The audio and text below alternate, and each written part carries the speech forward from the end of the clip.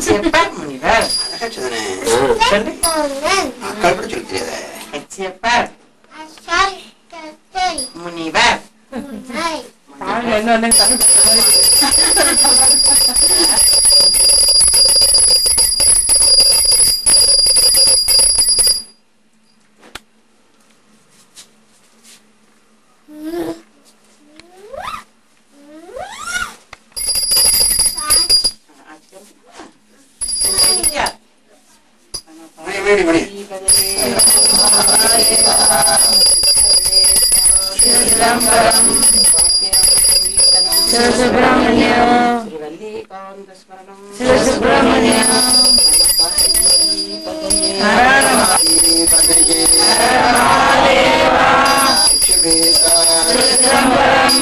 कार्तिकेय नाम संकीर्तनम श्री वल्लीकांत स्मरणम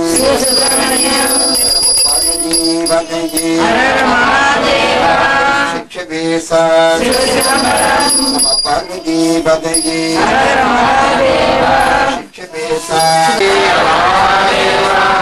शिक्षके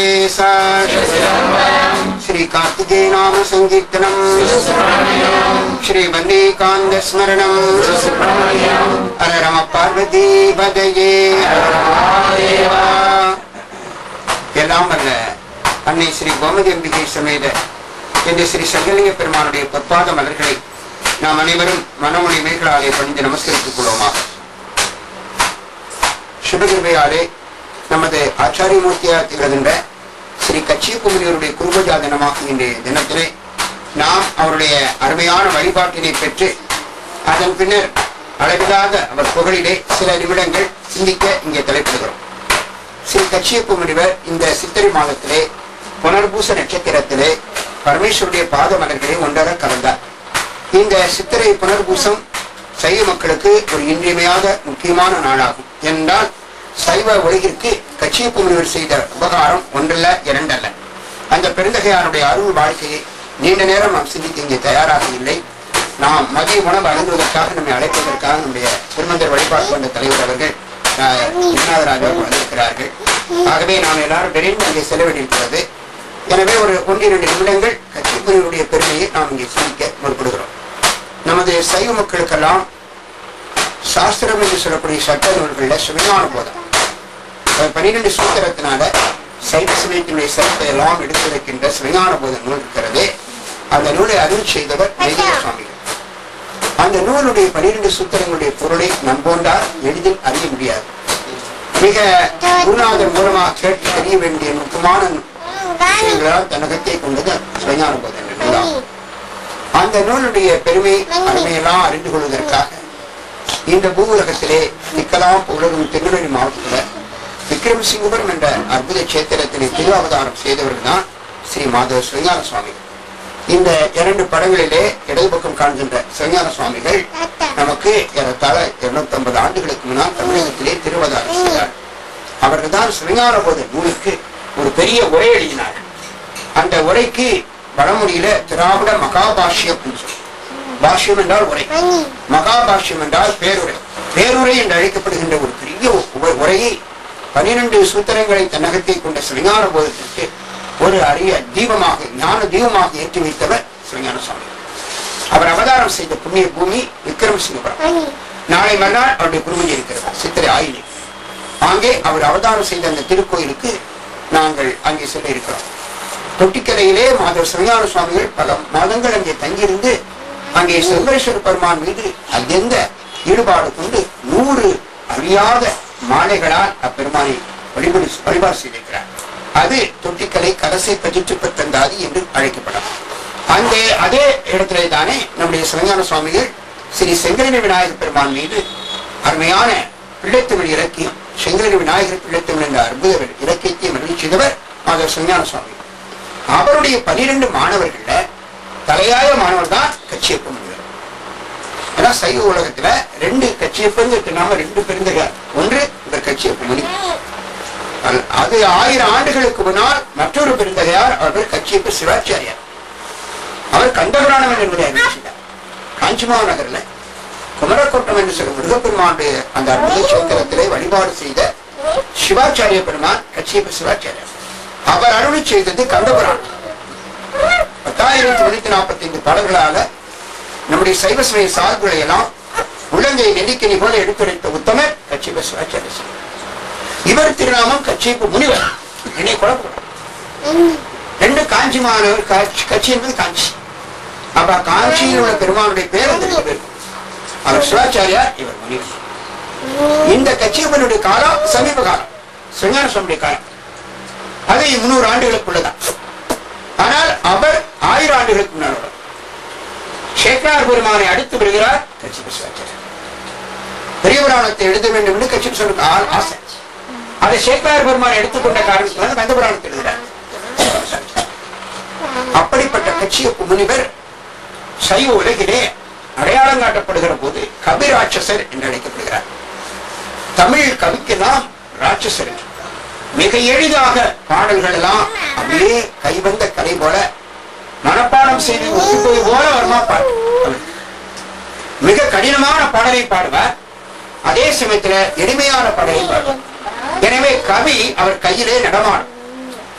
ஆகவேதான் அவரை கவிராட்சசர் என்று திருவாவூர் ஆதீனம் அவரை புகழ்ந்தார். அந்த கவிராட்சசர் நம்முடைய மாதவ சிவஞான சுவாமியுடைய 12 மாணவர்கள் தலையாய மாணவர்.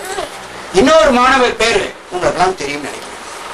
இன்னொரு மாணவர் பேர் 12 மாணவர்கள். இன்னொரு மதுரகவி சுப்பிரமணியம்.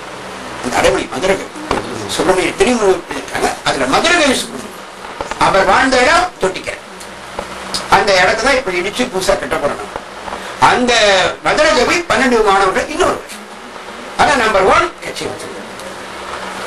சரி, இப்ப இவருடைய வாழ்வு, இவருடைய அவதாரம் இந்த சைவ உலகில அவர் செய்த தொண்டலா எங்க நடந்தது பார்க்கும்போது, அவர் அவதாரம் செய்த புண்ணிய சேத்திரம் திருத்தணி.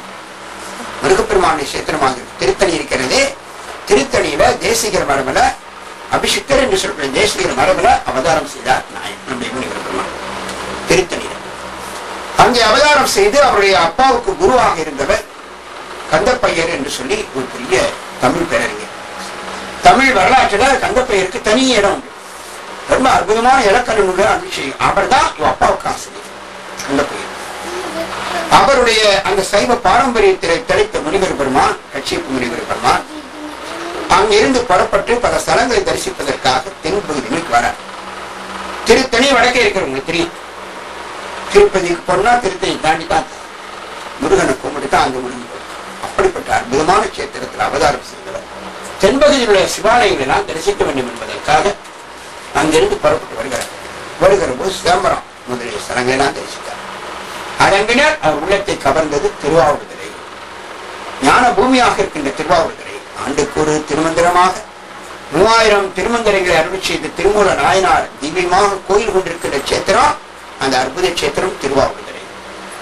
இங்கே அருமையான 14ஆம் நூற்றாண்டுல நம்முடைய நமசிவாய தேசிகர் என்று சொல்லக்கூடிய பெருந்தகையார் திருவாவூர் ஆதீனத்தை ஸ்தாபனம் செய்த ஒரு அற்புத இடம் அந்த இடம். 9ஆம் திருமுறைக்கு திருவிசிப்பா அருளி செய்த திருமாளிகை தேவர் கோயில் கொண்டிருக்கிற இடம் அந்த இடம். கோமுத்தீஸ்வரர் என்ற திருநாமத்தினுடைய சுவாமி மாசலாமணீஸ்வரன் மற்றொரு திருநாமம். மாசலாமணீஸ்வரன் சொன்ன உங்களுக்கு மனசுலாம் எவ்வளவு மகிழ்ச்சி அடையுது. அந்த வடதிருமல வாய்ப்பு அதே திருநாமத்தோடு நம்முடைய திருவாவூரிலே சுவாமி பேரு இந்த அற்புதமான கோமுத்தீஸ்வரர் மாசலாமணீஸ்வரர் ஒப்பிடாமல் என்னை அம்மை பேர்.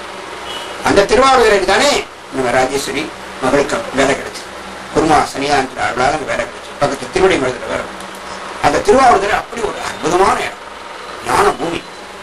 அந்த ஸ்தலத்திலே தானே நமசிவாயமூர்த்திகள் திருவாவூர் ஆதீனம் என்ற ஆதீனம் ஸ்தாபிச்சு சைவ சமய மக்களுக்கெல்லாம் சிவநீட்சி முதலிய கிரியாபாகங்களை உதவி செய்து நல்ல சாஸ்திரங்களை எல்லாம் உபதேசம் பண்ணி சிஷ்ய கொடிகளை எல்லாம் ஆதரித்த காலம் அந்த 14ஆம் நூற்றாண்டு.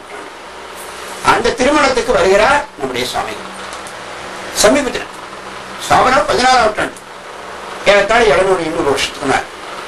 ஆனால் கச்சியப்பன் 250 ஆண்டுகளுக்கு மேல அங்க வருகிறார். திருவாவூரை கண்டவன சந்தோஷம். அப்பொழுது அருளாட்சி செய்து 12ஆம் குருமா சன்னிதானம். இப்பொழுது இருக்கிறவர்கள் 23வது குருமா சன்னிதானம். கைலாய பரம்பரை, கைலாயத்திலிருந்து ஒரு பரம்பரையா இந்த குருமரம். எப்படி தன் தாத்தா அப்பா மகன் என்று ஒரு வீடுகள் நம்ம பரம்பரை வருதோ, நம்ம தாத்தா பேரோட நமக்கு தெரியும். தாத்தா பேரோட பலவர் தெரியாது. அந்த தாத்தாவுக்கு அப்பா பேர் யார் நமக்கு தெரியுமா? நம்ம நிலைமை அப்படி. உங்க அப்பா பேர் என்ன? எப்படி யோசனை நம்ம காலம் அப்படி ஆயிடுச்சு. அப்பா பேரே சொல்றது. அதனால நம்முடைய தந்தைக்கு தந்தைக்கு தந்தைக்கு அவர்களோட மரபு நமக்கு தெரியல. ஆனால் சைவ மரபு தெளிவாரு.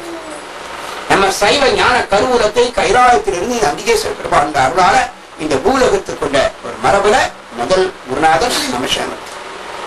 அப்படியே அந்த மரபுல 1, 2, 3, 4 23வது குருவாசனை இருக்கிறார். 10வது குருமா சன்னிதானம் ஸ்ரீ வீரப்பதேசிய பரமாச்சாரிய சுவாமிகள் சங்கரன் கோயில மேலரஜ வீதியில ஞான சமாதி கொடுக்கிறார். நம்ம ஊர் 10வது குருவாசனம். இப்பொழுது அருளாட்சி செய்வர் 23வது குருவாசனம் ஸ்ரீ சிவபிரகாச தேசியர். இப்போ கட்சி முனிவர் வருகிற காலத்துல அங்கே ஞான பீடத்தில் அலங்காரம் செய்த உத்தமர் யாருன்னு கேட்டா ஸ்ரீ திருச்சிற்றம்பல தேசிய பரமாச்சாரிய 12வது சனியா 10 12வது சனிதான காலத்துலதான் கட்சி முனிவர் திருவாவூரை வந்து அடைகிறார். அவ்வாறு அடைந்தவுடனே சுவாமிகள் நேர சன்னிதான பாத மரங்கள் வந்து அப்படியே அடைகிறார். அது பார்க்கிற ஒரு மீன் தன் முட்டைகளை பார்த்த உடனே அந்த முட்டை எப்படி புரியுதோ அது போல அவர் கண் திருக்கண் பட்ட உடனே கட்சி முனிவர் பிரகாசமாய் உடனே பக்கத்துல இளைய சன்னிதானமாக இருக்கிற சில அம்பலவான தேசியர் அழைக்கிறார். இவர் சிவதிஷையெல்லாம் அவர் செய்து வை என்று சன்னிதானம் இளைய சன்னிதானத்துக்கு உத்தரவிடுகிறார். அவர் பேரெல்லாம் முதல்ல சொல்லி மறந்துடலாம். நீங்க கஷ்டம் அடுத்த தடவை குருஜி வரும்போது திரும்ப சொல்றேன்.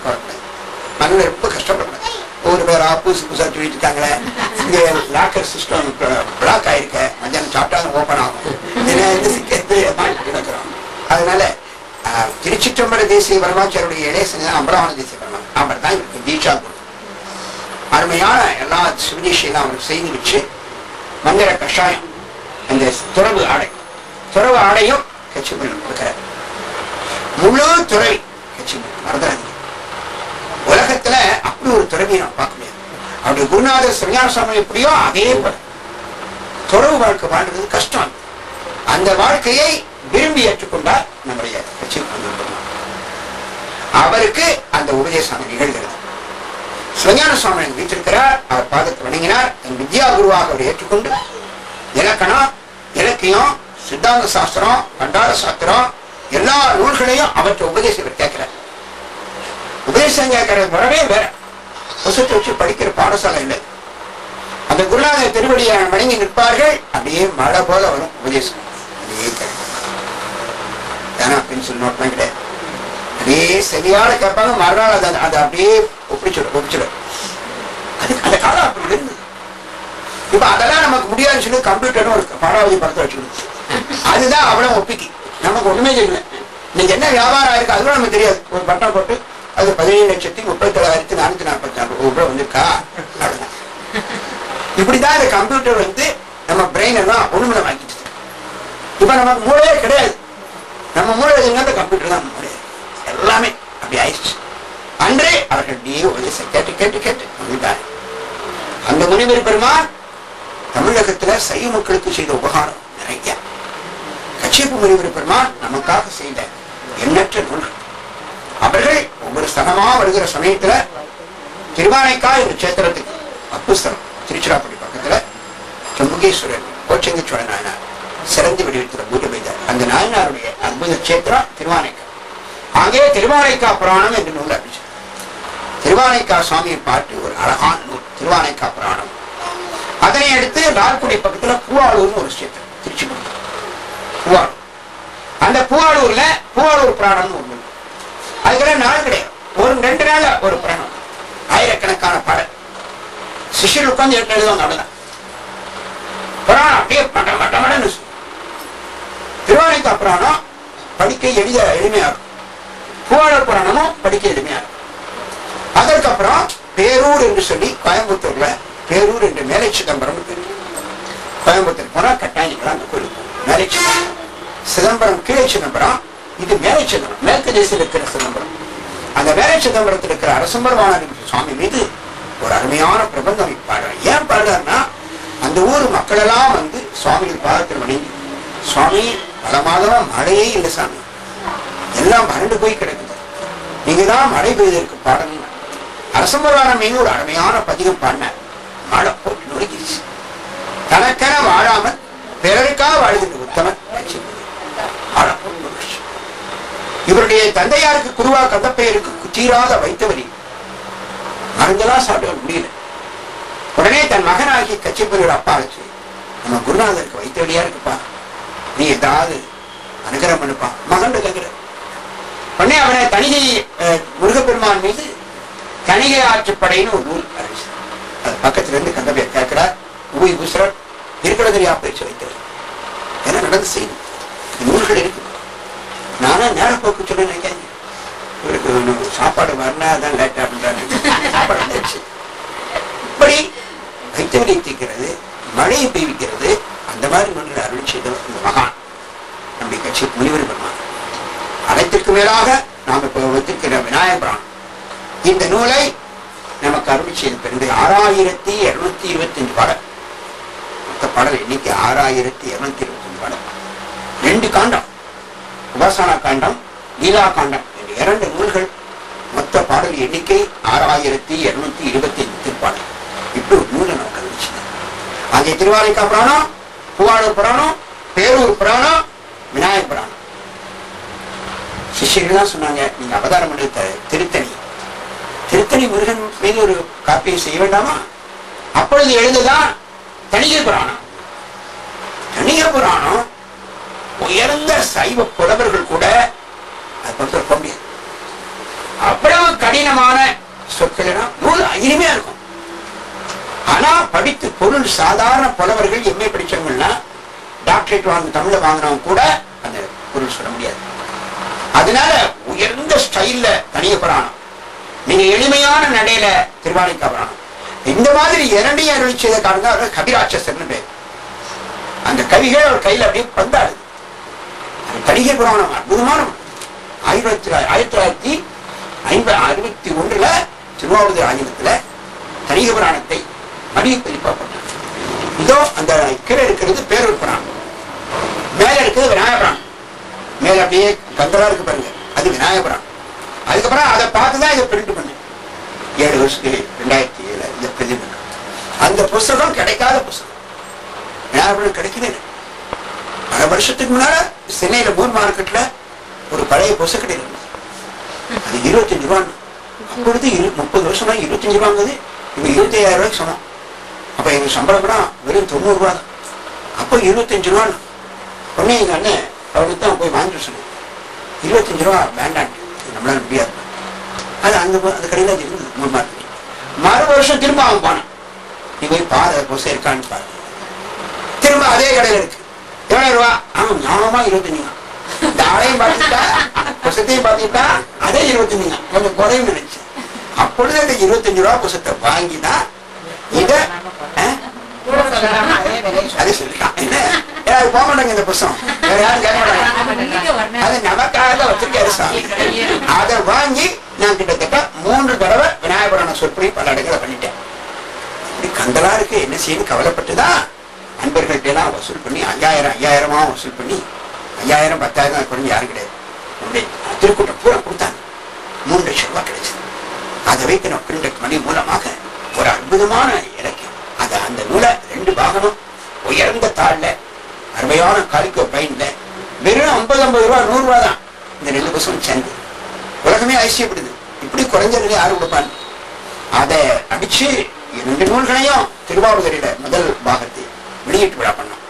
திருவாவூர் ஆயனத்துல போய் சன்னிதானம் திருப்படத்தினால ஏறத்தாழ 3 பஸ்ல 180 பேரை அழைச்சிட்டு போய், பஸ்ஸுக்கு அவங்களுக்கு டிக்கெட் 60 ரூபா தான், ரொம்ப 60 ரூபா.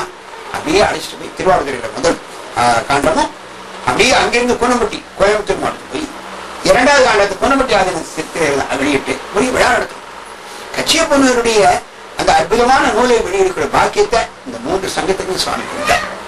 அது எல்லாரும் ஆச்சரியப்படுறாங்க, இந்த நூல் வெளியே வராத நூல்.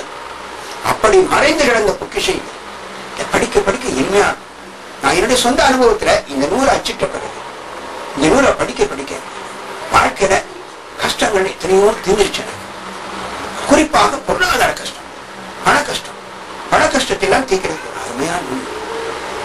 மதுரையில தியாகராஜர் கல்லூரியில அங்கே டாக்டர் ராதா தியாகராஜன் என்று சொல்லி ஒரு பெரிய கோடீஸ்வரர் அம்மா, காரைக்குடி யூனிவர்சிட்டி வைஸ் சான்சலர், அவங்க என்னை கூப்பிட்டு தியாகராஜர் கல்லூரியில் 7 நாள் இந்த விநாயகர் புராணத்தை நடத்தணும்னா 6225 பாட்டையும் 7ஆல வகுத்தோம்னா பாருங்க என்ன கிட்டத்தட்ட 900 பாட்டு ஒரு நாளைக்கு. அப்படி 7 நாட்கள் இந்த புராணத்தை 7 தலைப்பை கொடுத்து 6 மணிக்கு கரெக்டா அமெரிக்கன் காலம் தியாகராஜர் கல்லூரி ஆடிட்டோரியம், பெரிய ஆடிட்டோரியம். ஸ்டேஜ் பார்த்தா அருமையான அந்த ஸ்டேஜ்ல வேறு உட்கார்ந்தா அவ்வளவு பேரும் தெரியும் யார் தூங்குறாங்க, யாரு முடிச்சுட்டாங்க, யாரு வைந்தாங்க, பின்னாடி இருந்து சீக்கிரம் பிடிக்க மாட்டேங்கன்னு சொல்றதுனா காதல். அப்படி ஒரு உயர்ந்த மேடை 6 நாள். அப்படி பிரசங்கம் முடிச்ச உடனே டக்குன்னு அந்த CD கையில் கொடுத்துருவாங்க. அன்னைக்கு இப்ப பேசின CD இதெல்லாம் என்கிட்ட இருக்கு. 7 CD விநாயகர் இதோட அவ்வளவு சுருக்கம். அந்த அம்மா அவங்க கைனாலேயே எனக்கு நெய் ஊத்தி பரிமாறுவாங்க. பெரிய கொடிசனம் கொடுத்துட்டு போக முடியாது. கப்பலூர்ல அவங்களுடைய பங்களா அந்த மில்லுக்கு நடுவில் யாரும் போக முடியாது. நமக்கு தனி மரியாதை விநாயகர் கொடுக்க சொல்ற கட்சிப்பு கொடுத்த பிச்சை அதுக்குள்ள நம்ம போக முடியாது. பணம் பணம்னா எனக்கு வேண்டாம், பணம் எவ்வளவு வியாபாரம் பண்ணல. அந்த அம்மா விட மாட்டேன். டெய்லி மத்தியானம் சாப்பிட என் தம்பி வீட்டு மதுரையில் இருக்கு, அங்கெல்லாம் இங்கே சாப்பிடக்கூடாது, இங்கதான் சாப்பிடாது. அவங்க வீட்டை அவங்களே நெய் என் வாழ்க்கையில அப்படி நெய் ஊற்றி சாப்பிட்டேன் நானே கிடையாது. இங்க அமாவாசை தான் நெய் வரும் என்னடா விரதத்துக்காக எப்படியாவது எங்க வீட்டுல தயார் பண்ணி கொடுத்துருவான். நாங்க அப்படி 7 நாளும் நெய் ஊறி அப்படி ஒரு அருமை வழிபாடு.